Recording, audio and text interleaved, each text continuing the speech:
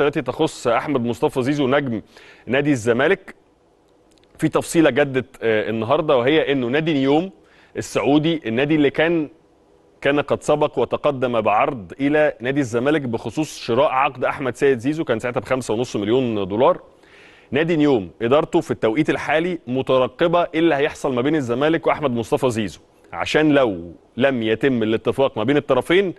هيكون الرغبه الاولى لنادي نيوم انه يتعاقد مباشره مع احمد مصطفى زيزو، مستغلا انه هيبقى لاعب فري، وبالتالي هيوفروا فلوس كتيره جدا جدا جدا كانوا ممكن يدفعوها لنادي الزمالك. عشان هذا الامر وعشان هذه المعلومه اللي وصلت لاداره الزمالك، فنادي الزمالك حتى اذا لم يستفد بزيزو كواحد من اهم نجومه من الناحيه والشق الفني، هيستفيد من انه يجدد مع زيزو، وبعد كده عايز بقى يعيره، عايز يبيعه برقم كبير يقدر يستخدمه ويستفيد